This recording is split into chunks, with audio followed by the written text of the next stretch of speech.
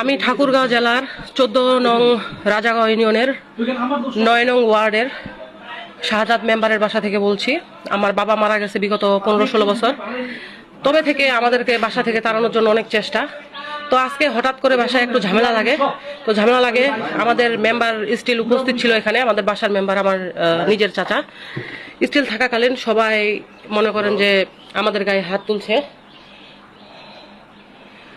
আমার ভাইকে অনেক মারছে, আমাদেরকে ঘরবন্দি করে রাখছে, আমাদের 2টা গাড়ি নিয়ে গেছে পুড়ে দেওয়ার জন্য। আমার স্বামী আমাকে নিতে আসছিল, এর মধ্যে তারা রাস্তায় অ্যাটাক করে আমার বাচ্চা এবং আমার ভাইয়ের বাচ্চা সহ সবাইকে ওরা ইট পাথর হাবিজাবিগুলো ছুঁড়ে মারে, আমাদেরকে অনেক মারছে।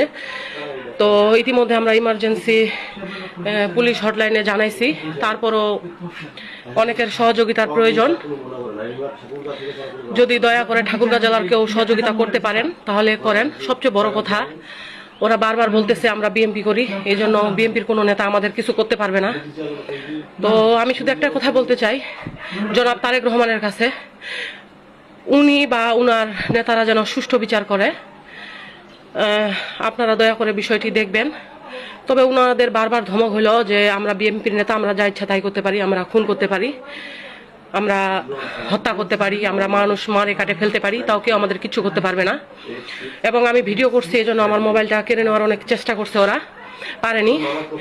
আমি ঘরের মধ্যে বন্দি, আমরা সবাই ঘরের মধ্যে বন্দি। ওরা আমার বাচ্চাকে মেরে ফেলার চেষ্টা করছে, আমার ভাইয়ের বাচ্চাকে মেরে ফেলার চেষ্টা করছে, এখনো আমরা ঘর বন্দি। সবচেয়ে বড় কথা হচ্ছে আমাদের বাবা নাই। এখন দয়া করে ঠাকুরগাঁও যারা স্থানীয় আছেন বা যারা সুষ্ঠু বিচার করতে পারবেন, এটা আমি রেখে দিলাম প্রমাণস্বরূপ। যদি আমরা মারা যাই বা আমি, আমার ভাই, আমার স্বামী